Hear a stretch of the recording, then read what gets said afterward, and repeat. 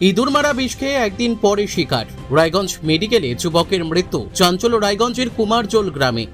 ঘটনার তদন্ত শুরু করল পুলিশ। বৃহস্পতিবার দেহ ময়না তদন্তের জন্য রায়গঞ্জ মেডিকেলের মর্গে পাঠানো হলো।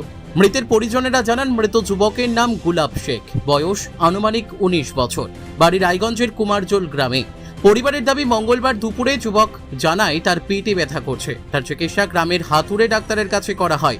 চিকিৎসায় সুস্থ বোধ করে সে বলে দাবি পরিবারের। বুধবার সকালে ফের সে জানায় তার বুক ভারী ভারী লাগছে। চিকিৎসার জন্য হাসপাতালে যেতে চায় যুবক বলে দাবি। পরিজনেরা আরও জানান, মেডিকেলে আনার সময় সে স্বীকার করে সে মঙ্গলবার ইঁদুর মারার বিষ খেয়েছে।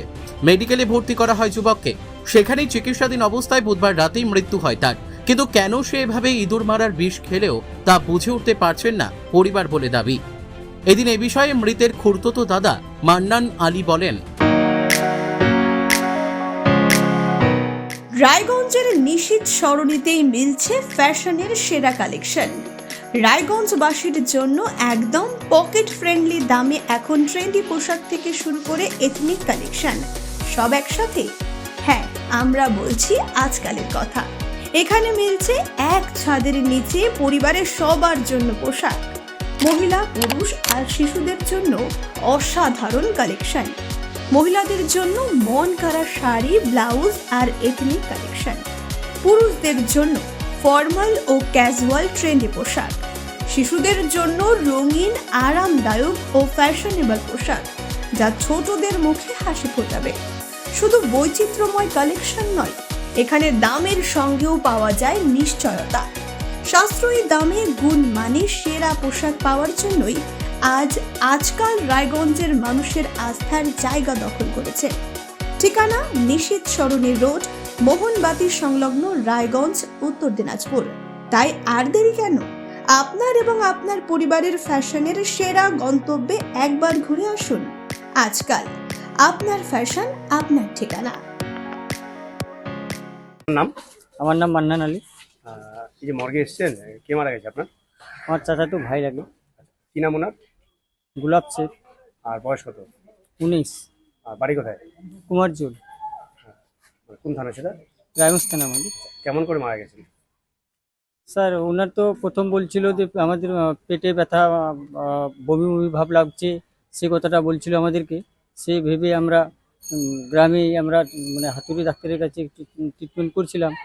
ট্রিটমেন্ট করার পরে একটু সুস্থ হয়ে গেছিলো আবার। 5 তারিখের ব্যাপারটা এটা। তারপরে কালকে সকালে যখন ওঠার পরে আমাদেরকে বলছে আমার ছাতিটা ভারী ভারী লাগছে আর বমি বমি লাগছে। 7টা নাগাদ আমার সকালে।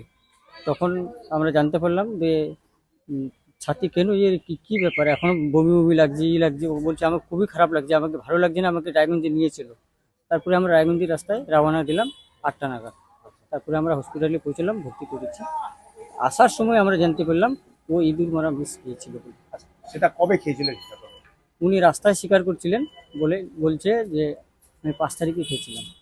মানে সেটা সেদিন বলেনি? না, কবে বলেছে তাহলে? কালকে বলেছে। কালকে কখন বলেছে? কালকে বলেছে 8টা পৌনে 8টা নাগাদ, যখন রাস্তায় আমরা রওনা দিই হসপিটালে। রাত্রে না সকালে? সকালে, সকালবেলা কালকে বলেছে, মানে আসার পথে আপনাদেরকে বলেছে? হ্যাঁ। তারপর আপনারা কি করলেন?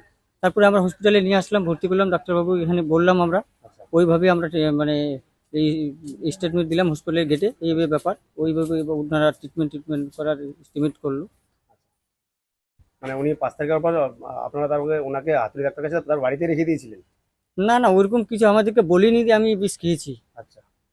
ওই কথাটা বললে পরে তো সুস্থ হয়ে গেছিল। ওই কথাটা বললে পরে আমরা জানলে পরে আমরা বাড়িতে রাখতাম না। আচ্ছা। উনি কালকে স্বীকার করেছে যে আমি বিষ খেয়েছি, তখন সুস্থ হয়ে গেছিল। যখন ডাক্তারের কাছে নিয়ে গেছিলাম, হাতুড়ি ডাক্তারের কাছে গ্রামে, তখন সুস্থ হয়ে গেছিল উনি। তখন সুস্থ ছিল? হ্যাঁ, কিছু বলেনি আমাদেরকে ওরকম। হ্যাঁ। সেটা কবে হয়েছিল, মানে কখন নিয়েছিলেন ওকে হাতুড়ি ডাক্তারের কাছে? ওখানে 12টা 1টা নাগাদ, দুপুরবেলা। তো এই যে কি করতেন উনি? উনি বাইরে কাজ করতেন। আচ্ছা। আর কেন খেয়েছে কিছু বলেছেন? না স্যার, আমরা কিছু বলতে পারছি না, কালকে যখন বললো যে আমি ইঁদুর মারা বিষ খেয়েছি, তারপর আপনারা জিজ্ঞেস করলেন না যে কেন খেয়েছে? না, কিছু বলিনি। কিছু বলেন? না, কিছু বলিনি। কোনো বাড়িতে কোনো ঝামেলা বা কোনো? না, এরকম আমরা তো শুনিনি। আমরা বাড়িতে ঝামেলা আমরা শুনতে পেতাম, কিছু ঝামেলা ফ্যামেলা হলে গ্রামের লোক আমরা কিছু জানি। মারা গেলেন কখন তাহলে? 12:10 নাগাদ রাত্রিবেলা। রাত্রে কালকে? কালকে। এখন তাহলে পোস্টমর্টম হবে? হ্যাঁ, এখন পোস্টমর্টম ওটুকুই হয়েছে।